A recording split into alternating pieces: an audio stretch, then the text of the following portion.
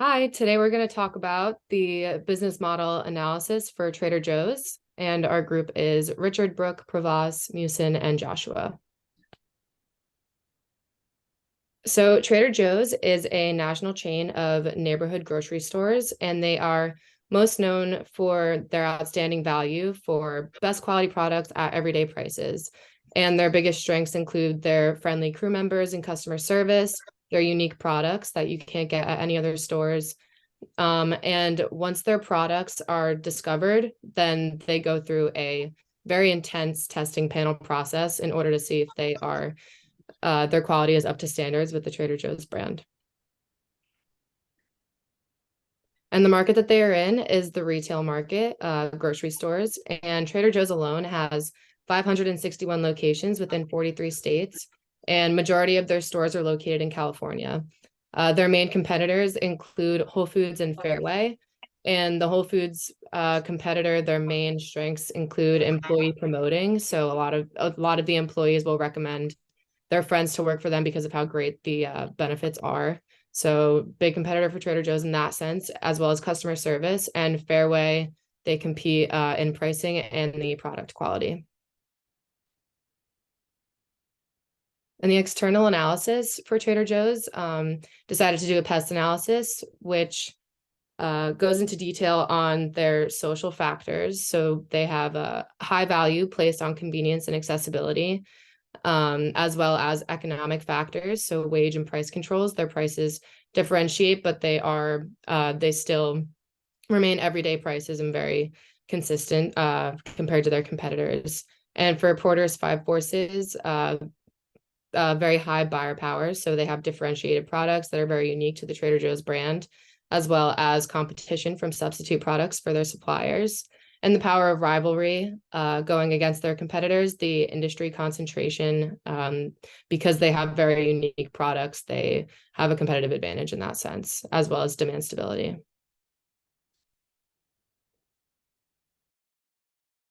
Okay, so for our field assessment, I went to the Trader Joe's in Rockville, Maryland, off of Rockville Pike, and there were a lot of things that I noticed there, plus which I believe their value proposition like emphasizes. So first thing I wanted to talk about is that one thing that Trader Joe's emphasizes is their enhanced customer experience. When you go in there, it like feels like your own store because there's like a personalized shopping experience. The store layout is also like not congested and you can like smoothly pass by people. There's like plenty of space, things of like that sort.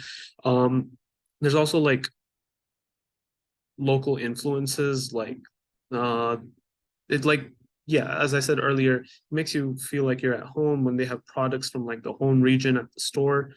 There's also like friendly and helpful staff that are like more than willing to help you out, and they have a diverse product catalog, a lot of categories that you can shop from. Regarding their price friendliness, their motto is like, they emphasize best prices on the best products. They offer like comparatively lower prices thanks to their distinctive private label supply chain, which will be discussed later. And another thing is their healthy quality of products, in which they have like products that are of high quality, ethically sourced, and they go through a rigorous tasting panel process so that they want to like investigate like every like aspect of that product so that it can be an essential part of Trader Joe's. Some important demographics include how most consumers are Caucasian.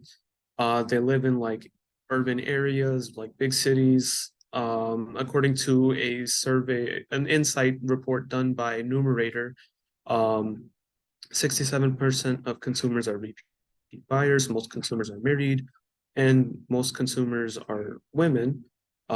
Usually they're between 55 and 44 years old, so that can be like mostly millennials and Gen X. Um, Most consumers also they typically have a bachelor's degree or above. Um, Annual income of 80,000 plus. The founder of Trader Joe's also says that he emphasizes like his target customer being those who are overeducated and underpaid, so that like like he wants it, like he said he understands their struggle, so that's why he made this like for them. Another report said that the average Trader Joe's shopper spends around $371 a year, which is comparatively low to other competitors. I believe that like from what I've seen, like most consumers value friendly staff. They like the handwritten signs, like for example, as you can see in this image of the pineapple cider. Like when you go into the store, you see like they have, it's like a down to earth feels. It doesn't have like that corporate feeling. Like, and there's also like, yes, as mentioned before, price friendliness and high quality products. Um, the main products that consumers buy are seasonal products, vegetables, the meat and seafood, and also the alcoholic beverages. And regarding assessing willingness to pay, there was a report done in which, although there were different products, they were of the same category of two frozen foods that were two-course dinners, comparing Trader Joe's with some other competitors of theirs, including Wegmans and Whole Foods. So after comparing the price and reviewing the quality of the food, there was an $8.98 price on Wegman products, $8.39 for Whole Foods, and Trader Joe's being the cheapest of $8.28. But price wasn't the only thing that mattered. They were reviewed that the Whole Foods dinner wasn't like really juicy and not filling. For the Wegmans, like the egg, like in that vegetable fried rice, it wasn't like, it was really hard to chew. But for the Trader Joe's, they emphasized how there was like an appropriate portion size. There was like the food smelled good. There was a good taste. There was unique flavor. So the main factors are um that make consumers like willing to pay for Trader Joe's is like low price, large serving size, and high quality flavor. And according to a CNBC article, customers will pay up to 16% more for products with good customer service. In terms of the cost, the general approach to cost is a competitive pricing strategy where Trader Joe's tries to make its products affordable and inexpensive. Generally, their products range from $2 to $40 depending on the item. The main factors that affect these costs is the fact that it is a private label product that can give them a chance to price their items lower since they're the ones producing it and it's exclusive to the store. They also have a loyalty program, which gives discounts on purchases. In terms of the cost structure, it is mainly a value-driven structure where the private label products can make their own products exclusive to Trader Joe's, and that means they can't be found anywhere else, which gives those products more value at Trader Joe's. Compared to the competition, it is cheaper than competitors due to the private labeling and the competitive pricing. So you can find products cheaper at Trader Joe's than you would at somewhere like Whole Foods.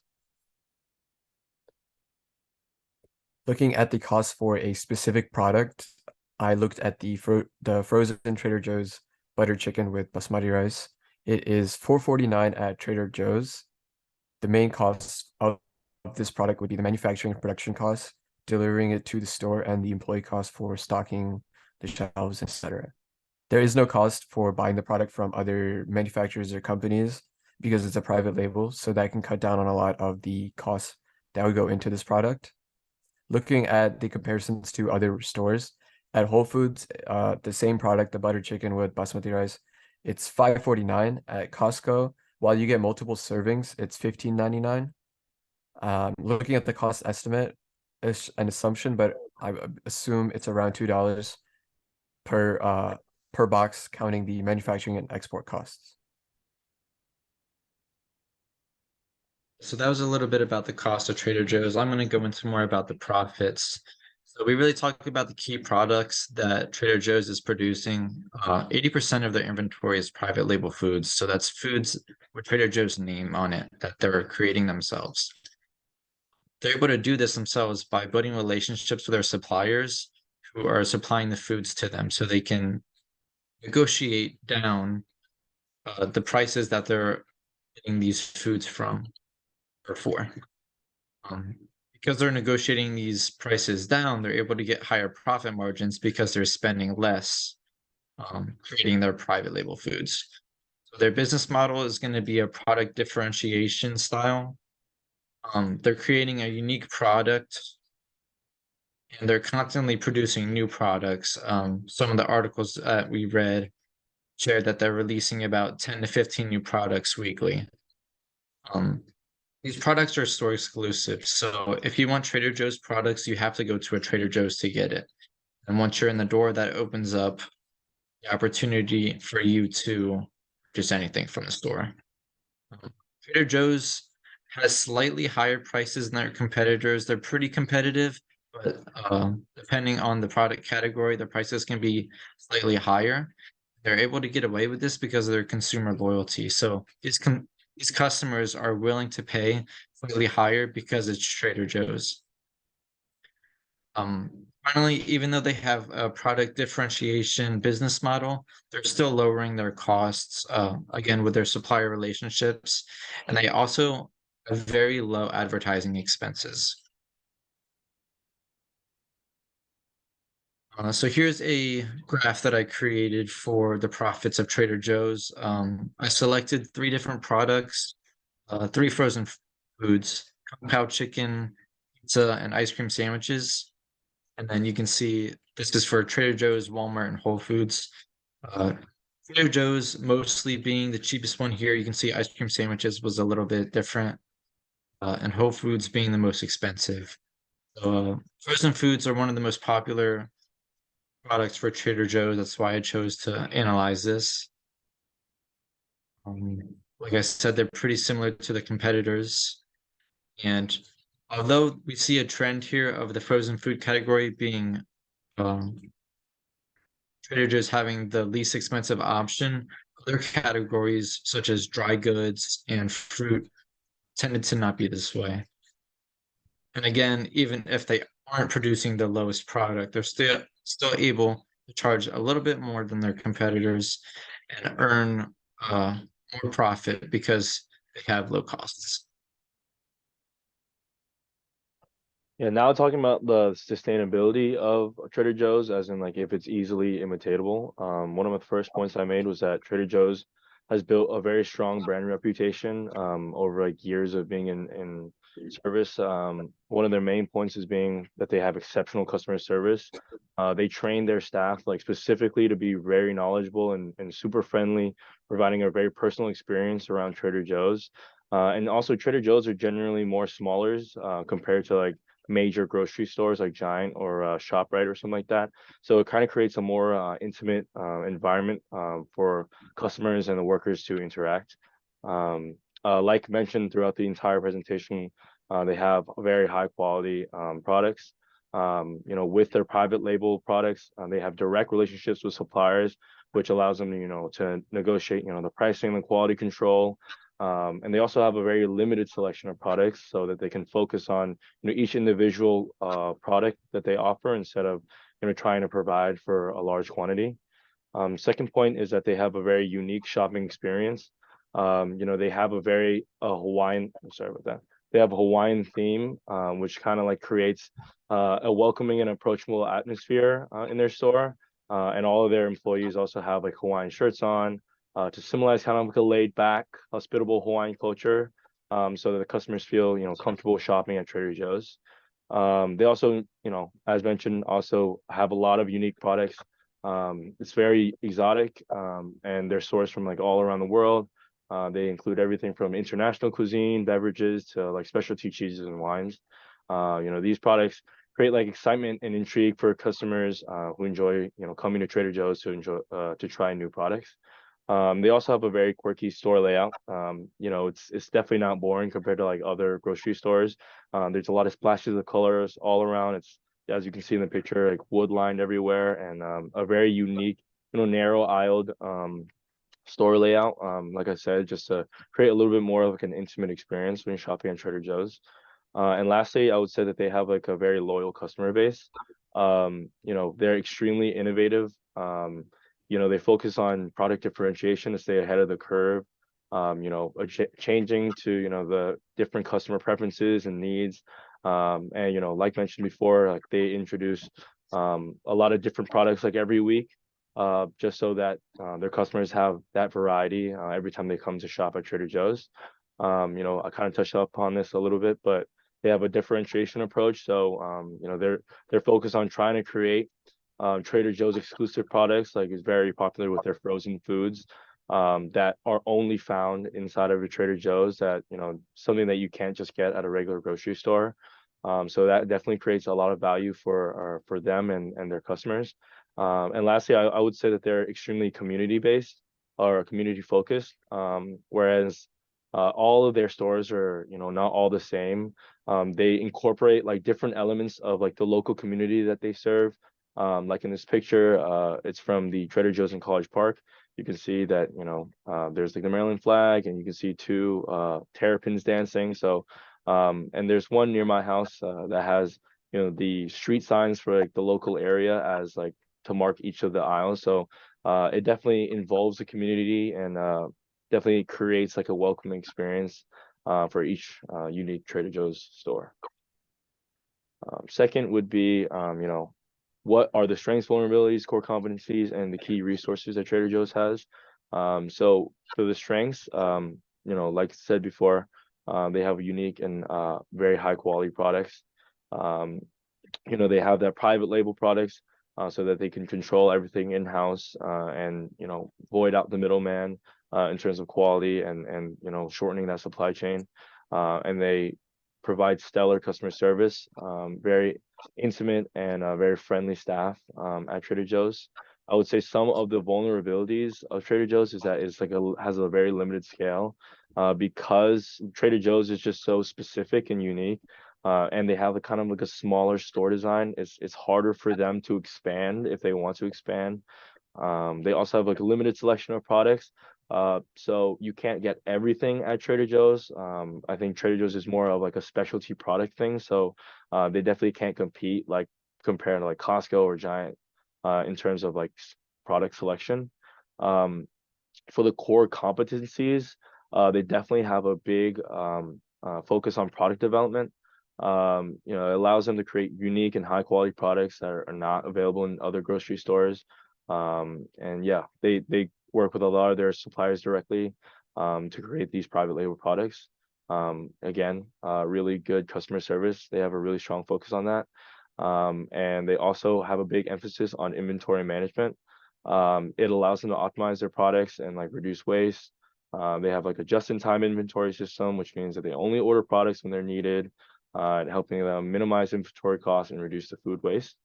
In terms of key resources, they have a big focus on the supply chain that enables them to source high quality products at a lower cost than their competitors while reducing waste and maximizing product freshness.